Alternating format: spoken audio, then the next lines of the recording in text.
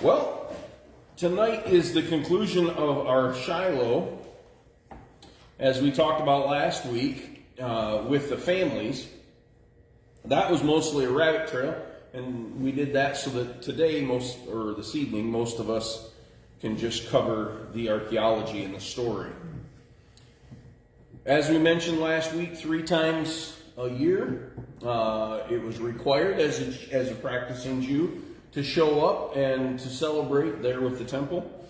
Now, or the tabernacle, excuse me. This is the area where the tabernacle would have set, and the city of Shiloh. Now, the other city that's actually there living now is up here to the far north. And I think I have a small picture of that. Right here is the entrance where you saw that picture of my dad and I last week. This was us actually in that same area getting lunch. This is our driver. He was a fantastic driver. He literally treated us like gold.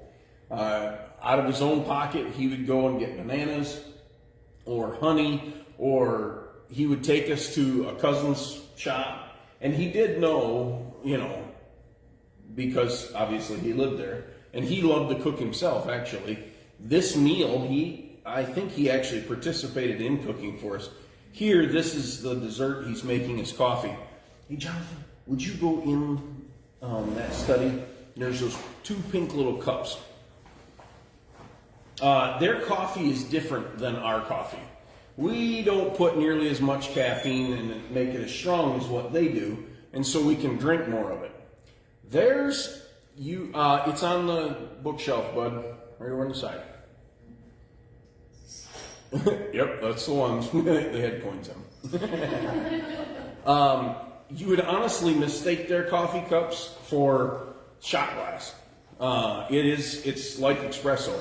And if you drink, I was just trying to show everybody. If you drink it, you've got to be careful. You don't, even as small as it is, you don't drink all of it, because the bottom you have the coffee dredge. And especially for an American, you get all those grounds in there, and boy, it'll do something to you. But anyways, that's actually a special kind of glass that you can smack those things together. The guy at least was at the store, and they don't break. They're supposed to be a special made glass. But anyways, this was here, and it's actually a really pretty place here in Shiloh, and they'd made a nice little eating area. But he was a very good driver. And man, some of the places he got us through, especially in Jerusalem with all the people. He's an Israeli? No, he is actually Palestinian. That's what I thought. But he was a really, really good guy. It was good. So, I'm going to turn this around. Last week, Dad put on this picture, what I had. But he's had noted preacher and archaeologist Dan Miller Jr., so I just turned it around, said Dan Miller Sr. It was really interesting, though. It was unique. And what I find special about this picture, as we talked about, this was the place for the families to come and worship the Lord. And it was really neat. The dad and I got to share that, going to worship the Lord, and we got to do it at Shiloh, like they'd done for hundreds of years. So that was pretty neat. And I'll be honest, especially in this series, this study, my dad has been a huge help. Sorry, I'm saying it while I'm online, and I didn't know you were going to be online, so I was going to say it anyway. But especially tonight, even for the last 2 weeks, I've been so booked up with work and junk, and then worse than that, I procrastinate. You ever been so busy you just feel like, oh boy, and then you procrastinate, it only makes the problem worse? Well, that's what I've done. And he's really helped. And a bunch of the stuff from tonight he had already put together for me. And so you can say thanks to my dad for this. One of the things that I wish I'd have seen it last week, when you're doing a study, you always look for the law of first mention. If you're especially topical or something individual, because where you find it the first time in the scriptures, it holds great importance. Well, last week we were talking about the tabernacle and how Jesus fulfilled the tabernacle time and time again. Well, I didn't think to look for the law first mentioned for the city of Shiloh. But the first time you find it is in the prophecy of Jacob to his sons. In Genesis 49, he's on his deathbed, or getting to his deathbed, and he blesses his sons with blessing. And this was the blessing for Judah. Genesis chapter 49, verse 10, the scepter shall not depart from Judah, nor a lawgiver from between his feet, until Shiloh comes. And the word there, Shiloh, is capitalized. And to him, notice it's not talking about a place anymore, it's talking about a person. To him, that's also capitalized, shall be the obedience of the people. This is talking about Jesus. And if I'd have had that, it'd have been perfect last week. But since I don't, I've got it this week, and it's a great segue. Last week we talked about how Jesus fulfilled the tabernacle. This week we'll talk about or talk about the archeology that they found that God has preserved for us, and the story behind it. But I thought, wow, what a perfect passage if I'd have just had it last week. It's amazing when you do a study, you just keep digging, and you find more and more. There's something about the scepter that stuck in my mind. If you'll remember, the scepter is a device held out if you go to the book of Esther. Right. Yep. If he didn't hold the scepter out, she would have been executed. Yep. Another interesting side to this, right at the turn of BC and AD, the Romans, when they took over Israel, banned them from capital punishment. Capital, not corporal. That's different. From capital punishment, said that you can't put someone to death. When that took place, the rabbis, they tore their clothes, put sackcloth and ashes, and went weeping through the city of Jerusalem, because they believed, because of this prophecy, that the Bible had failed, that the Old Testament had failed, because their scepter had been released from them. Too bad they didn't realize that Jesus, Shiloh, was there and already born, but they didn't see him.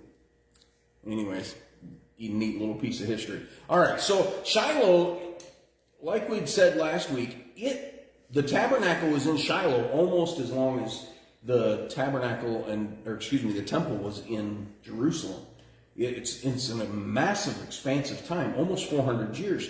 And so it covers a lot of the Old Testament, and some of it we'll cover. In Judges chapter 19, and that's what we're mainly covering this evening is Judges. Judges chapter 19, there was an awful event. And the Bible is just brutally honest. Okay? I'll be honest, but I'm not going to be so brutally. I'll leave that for later on in the evening. But Judges chapter 19, there was a terrible story about the things that the tribe of Benjamin did. Okay, we'll just leave it at that. Because of that event, all of the tribes of Israel came together and said, what are we going to do about Benjamin? We need to deal with this problem. And so they went to war with one of the tribes. Sort of like what's going on today. Yeah. Yes, very close. It was a massive war. Lots of people died. In the process of that, they made a pact, the other tribes of Israel, in Judges chapter 21, that they would not give one of their daughters to Benjamin to wife. Well, what happens when you don't have any women? You're either going to go outside the Jewish community and become Samaritans. This is essentially what happened later on for the northern tribes. It's either that or you're going to go extinct. And they came to that realization. And they said, we can't let them go extinct. We can't lose an entire tribe. So here's what we'll do. And it's really peculiar and odd. But this is what the plan they came up with. Judges chapter 21, verse 21. They said, we are going to Shiloh, and we're going to bring our daughters to Shiloh, and they're going to come out in the fields, and they're going to dance. And instead of us giving you our daughters, you're going to go and take which ones you want and go home. The Bible's brutally honest. What a terrible plan. But I mean, because of it, Benjamin as a tribe was saved, right? Judges chapter 21, verse 21, and watch, and just when the daughters of Shiloh come out to perform their dances, then come out from the vineyards, and every man catch a wife for himself from the daughters of Shiloh, then go to the land of Benjamin. It would literally, I mean, the picture I have in my mind is of the guy with the club, and he's dragging the wife behind by the hair, you know. I'm surprised they haven't made a movie out of it. Because that, from Judges 19 to Judges 21, that's just all messed up. I'm surprised they haven't come up with a movie yet. It is. It was awful. They slaughtered one of the tribes. All the tribes. Yep. Yes. Yep. Evil. So anyways, that's one of the things that happened. And by the way, it's notable that because the tribe of Benjamin wasn't destroyed, we received the Apostle Paul. Because the Apostle Paul was a Benjamite. Also, King Saul, although started out great, ended very poorly, but he was also a Benjamite. Here is pictures of the ancient village of Shiloh. You can see the houses here throughout, and that's some of the digs. As you come in that entrance where Dad and I were at, and where we ate lunch, I've shown you those pictures. It's kind of a path, okay? So you go through that arched gate, then you go into a souvenir shop, essentially. And, you can buy books and DVDs talking about the archaeology. Well, then you go into this sitting area where we ate our lunch. And the next path you come up is you come up this, which was at the gate of the city, and the path that went through and buildings on both sides. Now this is later. This is during the Byzantine period. This was not, although it is ancient Shiloh, it's not Jewish ancient Shiloh. This was built on top of that, what you're seeing here. And this, like I said, this was Byzantine. They wanted to mark out their path.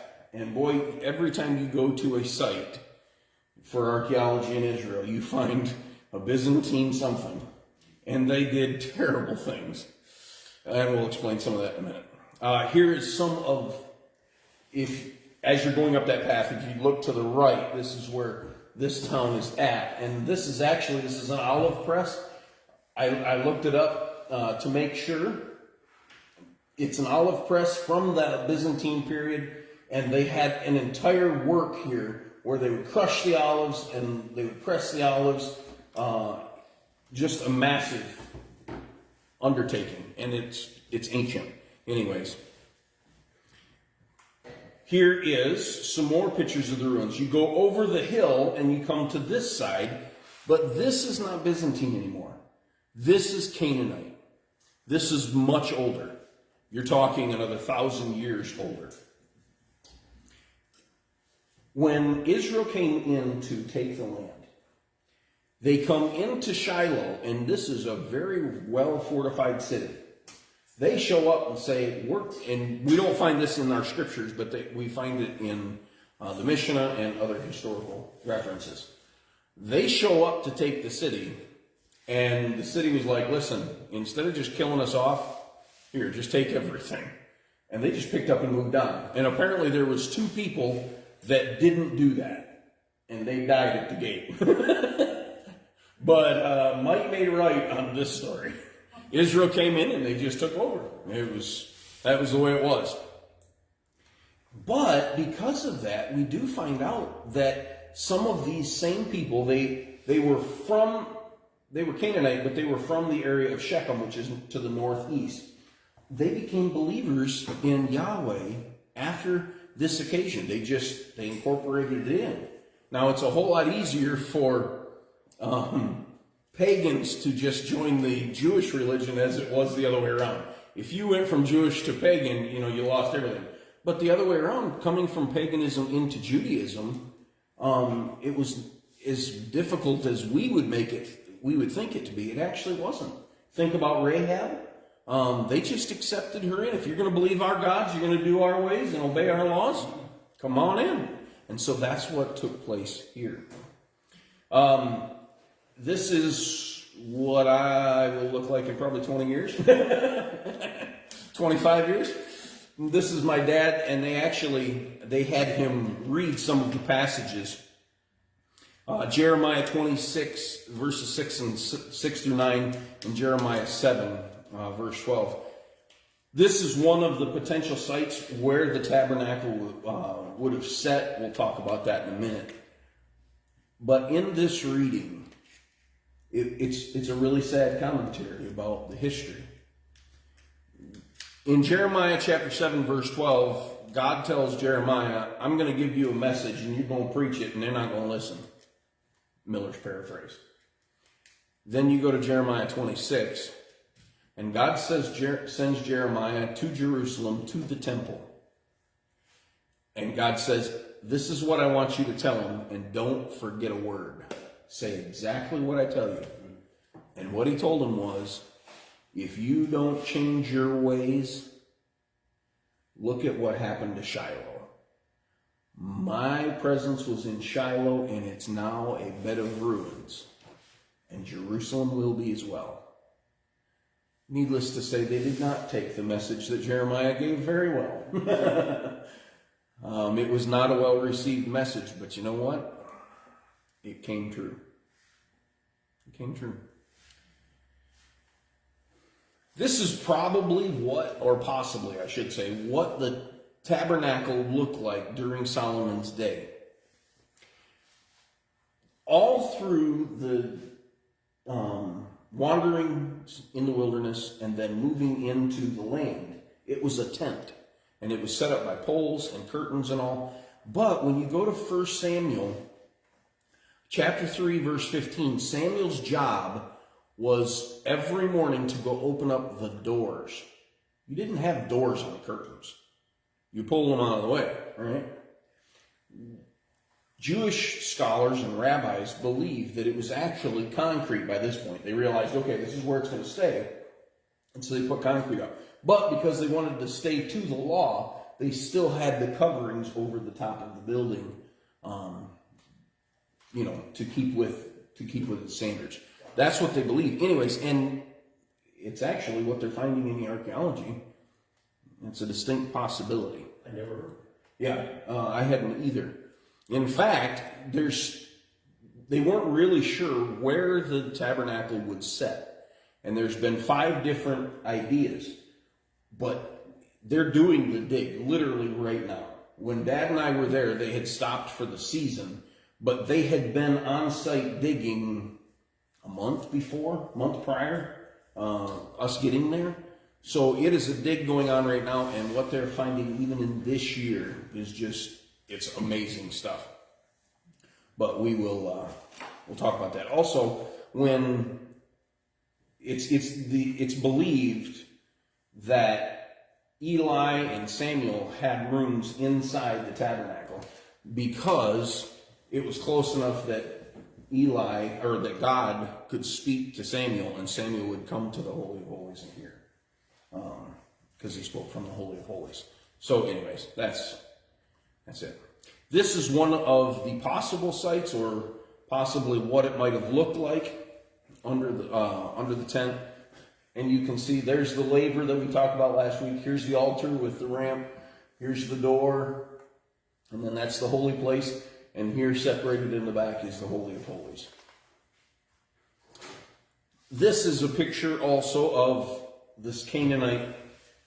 We've turned the camera like 90 degrees so you could see more of the Canaanite city that was here. And this is a Canaanite wall, massive wall, I might add. The pottery that they found there is an immense more. Like I said last week, I quoted the guy, I wrote it down, 50 times as much pottery as any other archaeological dig in Israel. It's astronomical. This wall that you see here, and you saw in the last picture, was the Canaanite fortification. They said it was up to 25 feet tall and between 10 to 19 feet wide. This was a massive, thick wall protecting the city. And yet, the Israelites just walked in and said, can we move in? And the people said, yes, you may, we'll leave. Off in the distance, way up there, I don't know if you can see it, there's a little spire right here, and that's actually a radio tower. This is the actual city of Shiloh now. Since 1948, people have been moving back into Israel, Jews have. One of the places that they've moved back to is Shiloh because God's presence had been there for years and they wanted to return. As I mentioned, the Byzantines, they were interesting. So this is a Byzantine church building here, or buildings I should say. They took whatever they could find to build the walls to make it cheaper. In their archaeology, they found a four-horned post altar. Sacrifices were done on that, but they didn't know any better, so they just grabbed it and put it as a block in the wall. Can you imagine how to desecrate something so easily? That looks like a nice square stone. Don't know why, but let's just use that one. And here you can see in the circle where they actually found it. Oh well. Here's the remains of another one, and they found several of these. You can see the four posts there. It's a massive, that one's a massive stone. In the archaeology, they have also found large jars, kind of like what we talked about in AI, where they were trying to provide for an army. Well, in this case, people were bringing their tithes from the wheat and the barley and the grape harvest, and they were bringing it to the tabernacle to give to God. Well, the Levites needed a place to store all that stuff, and guess what they found? Jars to do that in. And so they found a lot of large jars. They also found this. This is actually, it's supposed to look like a pomegranate, and you can kind of see down here its shape so that it would look like a pomegranate. They believe this was worn by the priest in his garments. And you can see them here. On the priestly garment, they had bells, and then they also had pomegranates tied. And this is where they would tie the thread on. And it would ring and jingle as he walked. And you remember, I mentioned it a few weeks ago, but if it stopped moving and he's inside the holy place or the Holy of Holies, yeah, he didn't go in clean. And he ain't going out clean neither. But anyways, they found this one, and then they actually, when they found this one, there was another dig back in the, I want to say 50s, but I could be wrong. Maybe it was the 70s. They found another one that was just a partial even of that, and they didn't know what it was. Well, once they found this one and it was intact, they realized what it was, and so they've actually found two of these. As I mentioned last week, there is 50 times the amount of pottery, and here where our guide is speaking to us, as I was listening to him, my mind wanders 80, and I looked down and I was like, wow, well, that's a lot of pottery he's standing on, so I just took a picture of it, because it was literally everywhere. I mean, there was just piles and piles. They'd be doing a dig, and they're like, oh man, more pottery. Well, just stick it over in this pile. That's what they did over and over again. So they found massive amounts of pottery where the families had come to worship. Also, they found these intricate works of cisterns. Now, when we get there, I'm going to show you pictures of another cistern in Jerusalem, probably in a few weeks, maybe 2 weeks or something like that. How do you know it was a cistern? They would dig out the rock, and then they would white plaster the walls, and then let the water fill up, and that was their fresh water that they used. And the one that we went in Jerusalem, I mean, it was immense. And the pictures, if you saw the video of my dad singing that I posted on Facebook, what we were in was a cistern. And it was easily 25 feet tall and 30 or 40 feet wide. I mean, it was huge, but the acoustics were amazing. Anyways, they had these same cisterns here. But years later, when the Romans went to take the city in 70 AD, in 69 AD actually, the people, to hide from them, went and put their entire homes down in these holes. And actually, while we were there, one of the people that was with us, this one, it was big and they didn't want you to fall in it, so they put a grate over it. But one of the other guys that was with us, he went and crawled down inside. And none of the rest of us felt that agile or frisky, so we just watched him do it. But he came back out and he said the whole thing was plastered on the inside. And but they were living down there trying to hide from the Romans.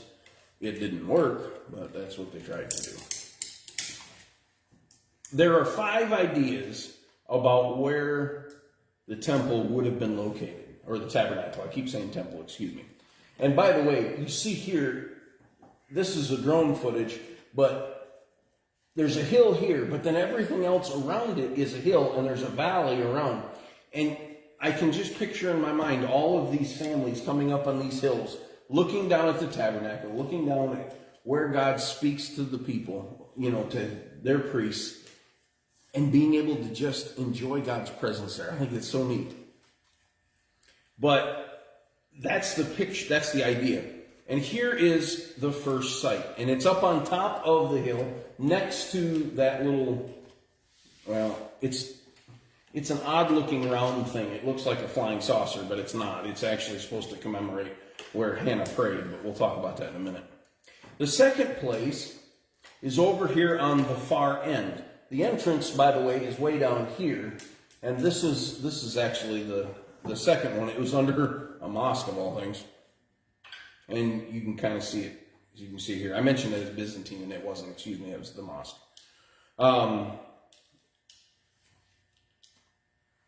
Here's the third site, and this is actually, if you go there today, this is what they have marked out, and you can go down there. And actually, while we were there was a group of school children that were there singing songs and learning and having a class there. It was kind of interesting. But they had it marked out with these flags, and this was where the Holy of Holies would have been. But we'll talk about it in just a second. Anyways, there's where the Holy of Holies are. They've missed it by just a little bit. Here's the fourth site. And that's right on top of that flying saucer looking thing. There is enough room for the tabernacle. This is what they built later on. It's actually like a movie theater. And you sit down and they give you a movie talking about the archaeology that they found there and the digs. And it was a pretty neat place to watch. But anyways, they built that on top. And then here is, let's try it again. 1, 2, 3, 4, and then 5. Now, like I just showed you, was a blown up picture of these kids where they were saying the tabernacle is, but in their digs just this year, they believe that the Holy of Holies is actually right there. And the Byzantines put a building right on the top of it. Right on top of it. But they came just shy of it. Anyways, they went too far down the hill.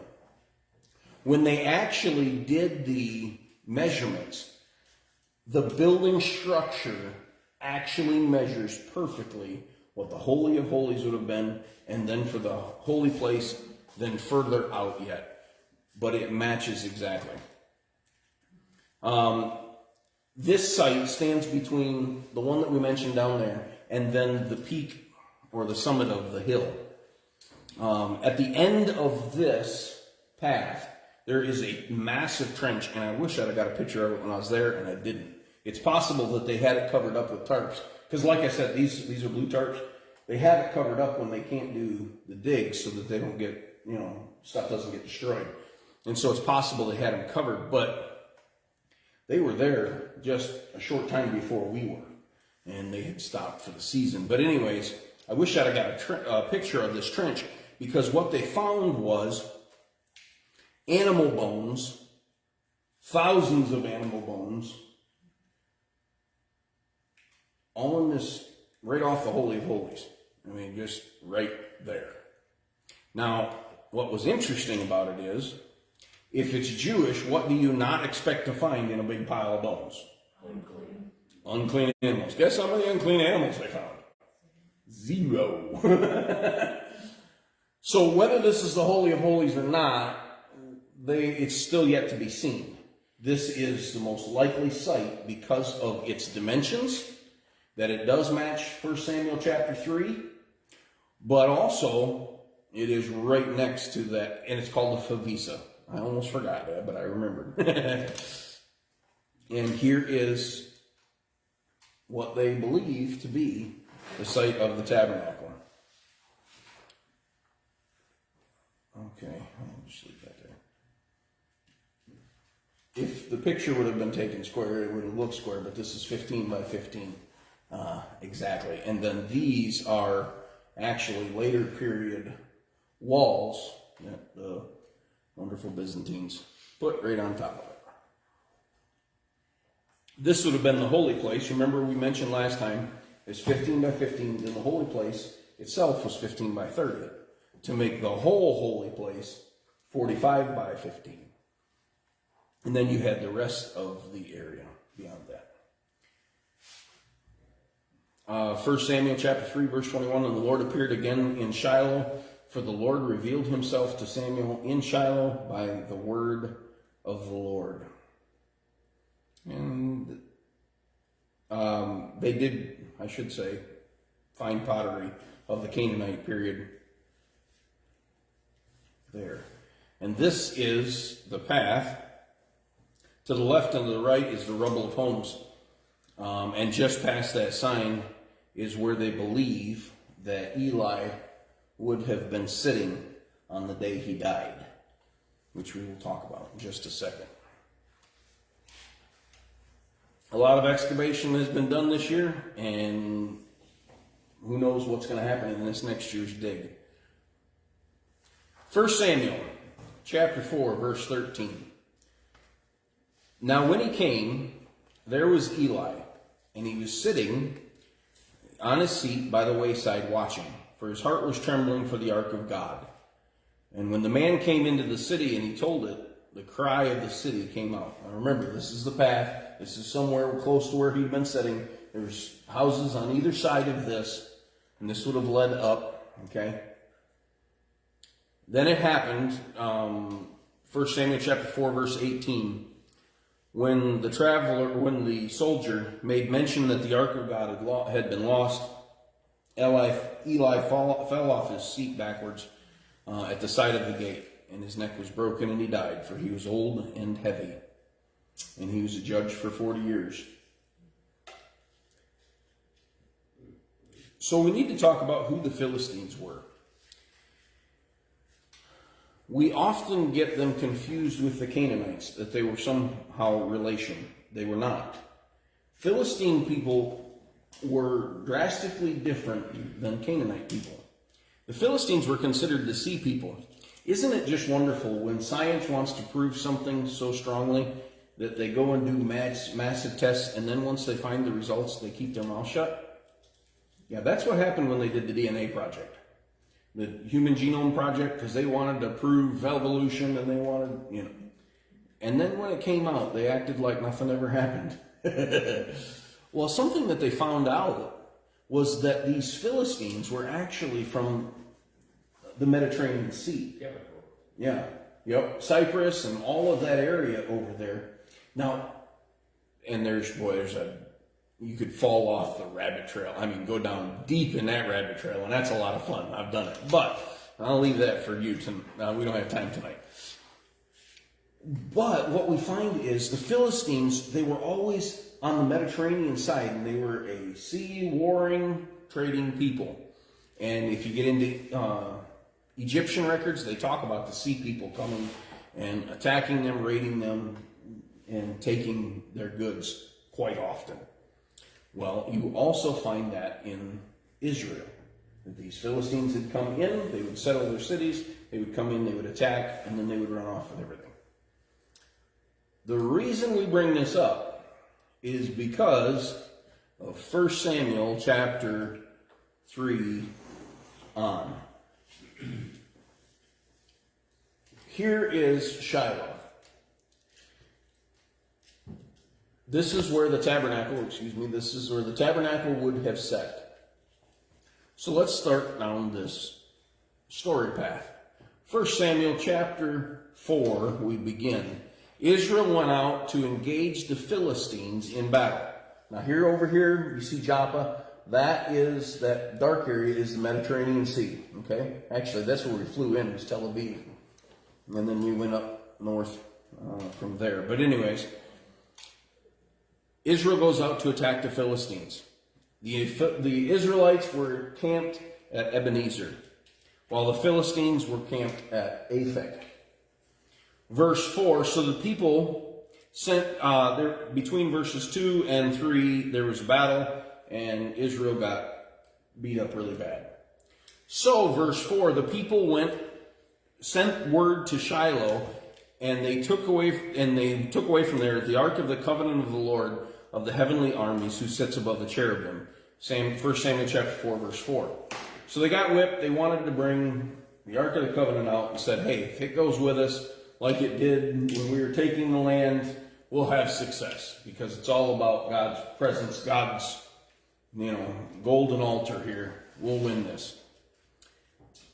This was devastating, because this was the first time that the implements of the tabernacle were separated. And they would never come together again until David's day, 500 years later. Long time. Excuse me, did I say 500? I should not have said that. That was way off. 100 years later. Excuse me. Okay, so 1 Samuel chapter 4, verse 7, when the Ark of the Covenant came into the Israelite camp, the Philistines were terrified. God has come into the camp, they said. How terrible this is for us, because this has never happened to us before.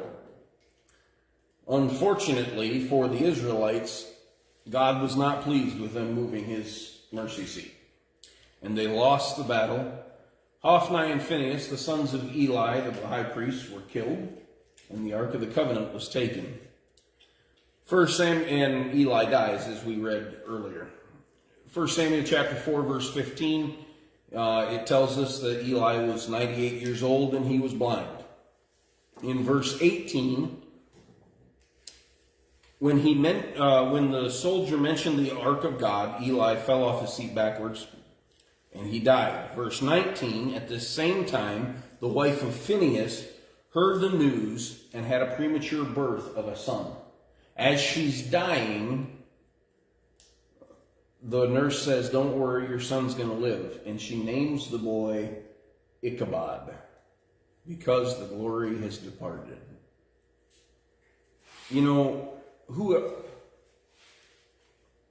What does Paul call believers in Corinthians? We are the what of God now. You and I are the temple of God, our bodies. Do we realize when the glory is departed? Do we need a news flash? Or do we just walk into a service and just expect everything is normal? I'll go on. It's just a good question that came up to me when I was thinking about it. Chapter 5, verse 1 of 1 Samuel. The Philistines took the ark of God from Ebenezer, where they won the battle, and they took it to Ashdod, way down over there, which isn't actually that far, but it looks like it on the map. But when they got up the next morning, they put the Ark of the Covenant inside their temple with Dagon. They get up the next morning, and there was Dagon, their god, the fish god, lying on the ground next to the Ark of the Lord, and its head and both of his arms were broken off, and he was lying on the threshold. Only the trunk of Dagon was left intact. And this is why neither the priests of Dagon nor anyone who enters the temple of Dagon step on the threshold of Dagon in Ashdod to this day. From 1 Samuel. Do you remember us talking about previously at Hatzor, when they did the dig, they found a bunch of these idols with all their heads and arms chopped off, their hands chopped off? Well, God did it himself when they foolishly put Dagon, that piece of stone, in with him. So they knocked his head and his arms off. But beyond that, verse 6 of chapter 5, the Lord heavily oppressed the people of Ashdod, devastating and afflicting Ashdod and its territories, and the King James calls them emerods.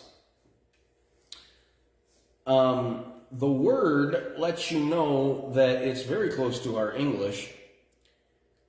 It's a disease called for bleeding piles with dysentery. They got hemorrhoids, and they got them really bad. Really bad. And there's a couple other from Adam Clark that I could add to it, but that's only going to make the situation worse. Just trust me that it was really bad for them. So verse 8, they sent messengers and gathered together with all of the lords of the Philistines in these city-states, and they asked them, what should we do with the ark of God of Israel? They said, let the ark of God of Israel move to Gath. So they took the ark of God of Israel to Gath. So they went from Ashdod to Gath. I mean, that makes sense, right? You come in and you start getting that bad. Well, hey, let's give it somebody else, right? Let's get it out of here. So they send it to Gath. Guess what happened in Gath? Same thing. Verse 10, Gath sent the ark of God to Ekron. Here. And when the people of Ekron saw what was about to take place, in 1 Samuel chapter 5, verse 10, they said, they have brought the ark of God of Israel to kill us and our people. You're just sending us over to take us out. Didn't work out very well for them. Chapter 6, verse 1. The ark of the Lord remained in the Philistine territories for 7 months.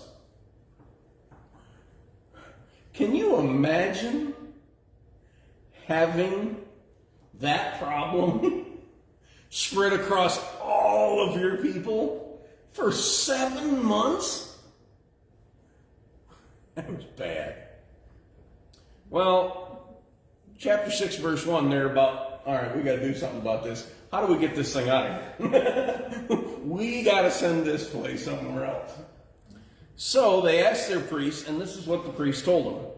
They said, you give them a guilt offering, and you send it back with 5, we'll call it golden tumors, all right? Hemorrhoids. 5 golden hemorrhoids, and 5 gold mice or rats. And they answered according to the number of the lords of the Philistines, saying, since the same plague was on all of you and on all of your lords, because it was, 5 different city-states. So, chapter 6, verse 7, make a new cart and take 2 milk cows that have never had a yoke on them, hitch the cows to the cart, and take their calves away from them back to their house. So then they sent it off. But they warned them. In verse 9, they said, keep watching. And if it goes along the road to its own territory, to Beth Shemesh, it's the Lord's who has done this great evil to us. But if it does not, then we will know that it wasn't pressuring us. It happened as a natural event. So they send it off, and what the scripture tells us is, I don't know. I grew up in cow country, surrounded by dairy farms, and the most eerie, terrifying sounds you could ever have in nature, at least natural nature, is when the mothers are separated from the calves. The bleeding that takes place, it's heart-wrenching and honestly a little terrifying. And what the scripture says is those mothers cried the whole way to Beth Shemesh, and the calves stayed home. The cart wasn't led by anybody, God led it, because it was an act of God. And I'm sure they were really happy to see that thing go. One thing that I've never understood, how were they even able to lay a finger on that? That's what I was curious about. Because you couldn't go into the holies of holies without dropping dead. How were they able to see God? Well, and we'll talk about it in just a second. It was an issue of touching it or looking at it. Yeah. Because just a little later on, he killed a guy. Yeah, exactly. Yeah, we're going to cover that in a second. Yeah. Maybe it was God's mercy. And he realized that they were repentant enough that they were going to put it on an ark and send it off on, on a cart and send it off on its own way. Maybe it was God's mercy. I don't know. But we do, if it's been there for 7 months and all of these people have the hemorrhoids that the scripture was actually talking about, I guarantee you there wasn't very many people left anyway. I'd say a bunch of them had already paid with it with their lives. Anyways, the people of Beth Shemesh, right here, when it came, they were at the time of wheat harvest, and they're out harvesting their wheat when they see it coming. And I just, in my mind, Crying cows with this cart. exactly. You have, now they recognized, and I don't know how they did, but they recognized that it was the ark of the Lord. But you have these cows coming in, the ark of the Lord coming in by cart without a leader, and then when they get up to it, they look down and there's 5 rats and 5 gold something else's. And if it's hemorrhoids, I can't picture in my mind what they would look like, but it had to be hilarious. Can you imagine how confused those people must have been? Unfortunately, the people at Beth Shemesh, 1 Samuel chapter 6, verse 19, they looked on the ark of the Lord, and God struck down 50,070 men from among the people. 50,070 men. The people at Beth Shemesh. So, what do you think the people at Beth Shemesh did? Same thing the Philistines did. They didn't know what to do with it, so verse 21, they sent it to Kiriath Jearim. And they told the people at Kiriath Jearim, hey, the Philistines returned the ark of the Lord, now it's yours. Because they'd paid a high price. Then when you go to 2 Samuel chapter 6, it was here for some amount of time. This man on the website, he believed it would be 92 years, but we know it was for quite a while that it stayed at Kiriath Jearim. After that, it was moved at Gibeon for a little while, at the house of Obed-Edom for a little while, and then Nob, because you find out later that Saul killed a bunch of priests. But in 2 Samuel chapter 6, David gets the idea to bring it home. And what does he do? He does it the way the Philistines did. And he probably knew better. He was all excited, but he didn't follow the scriptures. And he put it on a cart, and as they are taking it into Jerusalem, or towards Jerusalem, it hits the rocks and starts to jiggle, and Uzziah puts out his hand to steady the ark, do something that was good. But he touched the side of the ark, and God struck him dead. Yeah. And then to beat all, you read the story, and you find out that David was upset at God. God, why'd you do this? Why do you think? You disobeyed. You knew better, and you did it anyway. Oh man, that'll preach, but I'll leave that just for there. The tabernacle was taken from here, here, and it spent 7 months, but it would never return to Shiloh. The decision of 2 ungodly priests, Hophni and Phinehas, Eli's sons, not only removed the ark of the Lord, but removed God's presence from Shiloh forever, never to return. 2 men. And, well, I could start naming numbers about how many's in the Senate, and we've got a few more than 2. But I don't want to end it on that note, because there's a great story about Shiloh that's just before chapter 3. Starts in chapter 1. Now there was a certain man of Ramathaim Zophim, I hope, of the mountains of Ephraim, and his name was Elkanah, the son of Jeroham, the son of Eliah, the son of Toah, the son of Zuph, an Ephraimite. And he had 2 wives, the fool. The name of one was Hannah, and the name of the other was Peninnah. By the way, If you see a little 5-year-old curly blonde-haired girl running around creating havoc, her name is Hannah because of this story. That is the reason Hannah has her name. He had 2 wives. By the way, the only scripture that I've ever questioned, that I question now as a studied adult, is the passage that talks about Solomon being the wisest man on earth. Mm-hmm. And he had how many? 1,000 wives? No. Was it 1,000 wives? Yeah. 300 concubines? That's not very wise. But I guarantee you he was wise after making those poor decisions. On his deathbed, I'm sure he was a very wise man learning from his mistakes. Anyways, Elkanah had 2 wives, Hannah and Peninnah. Peninnah had children, but Hannah had no children.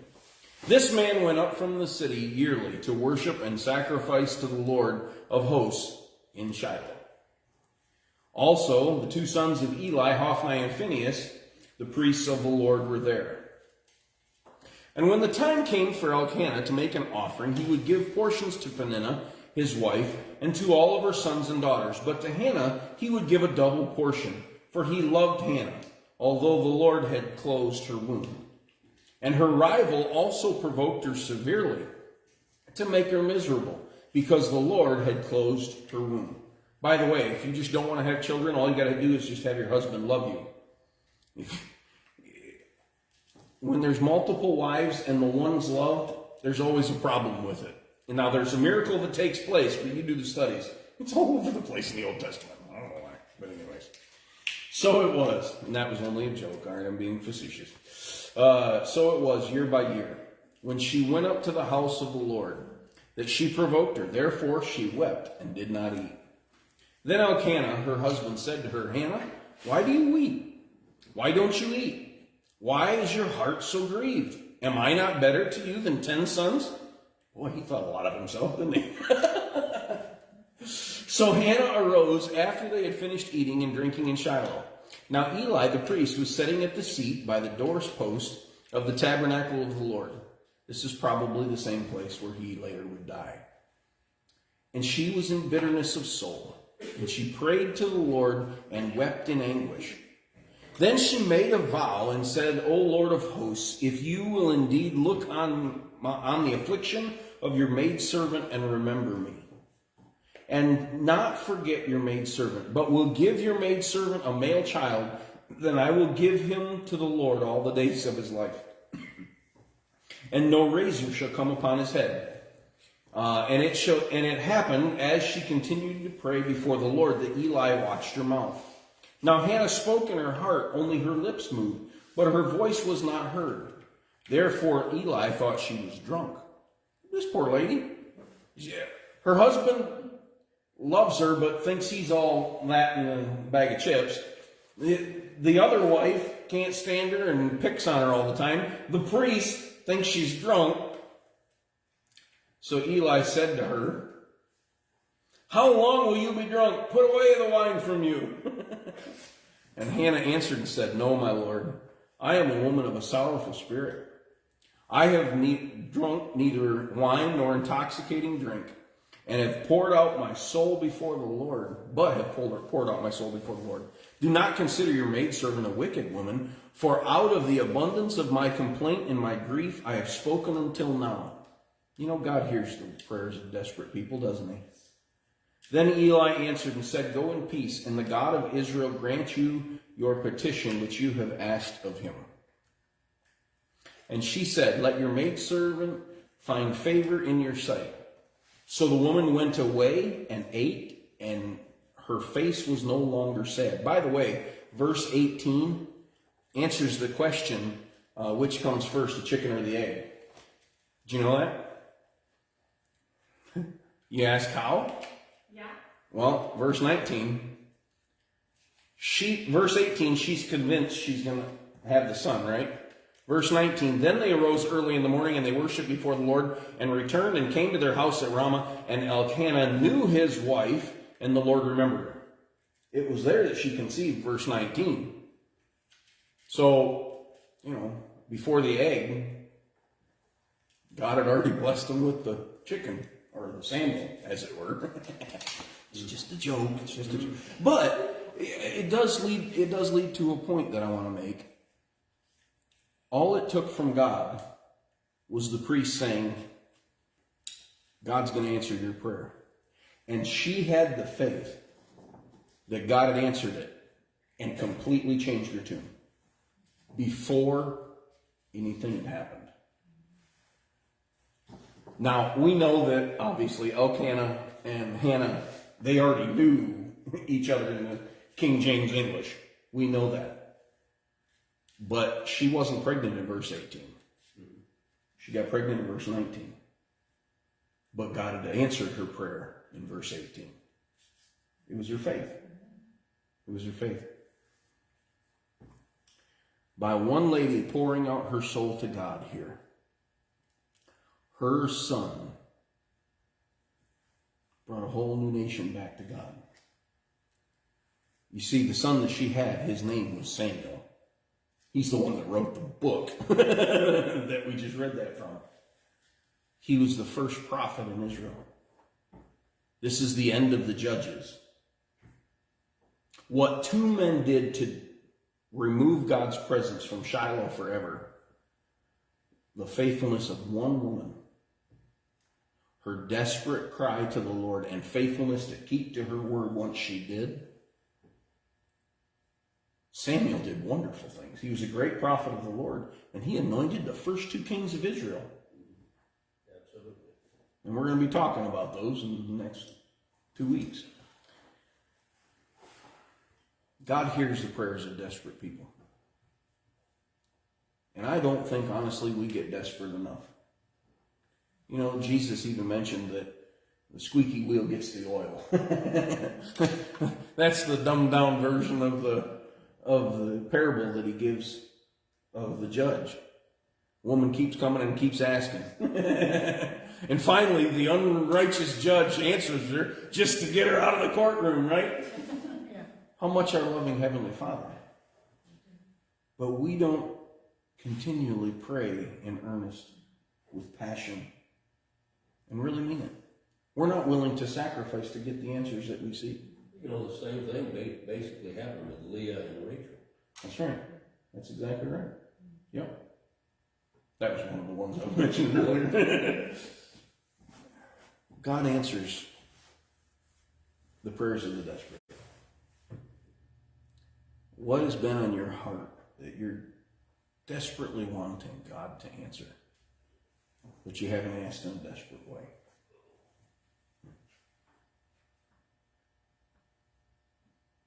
Maybe, just maybe, tonight's the night that we seek him until we find him, because we've sought him with all our heart. Hi, everyone.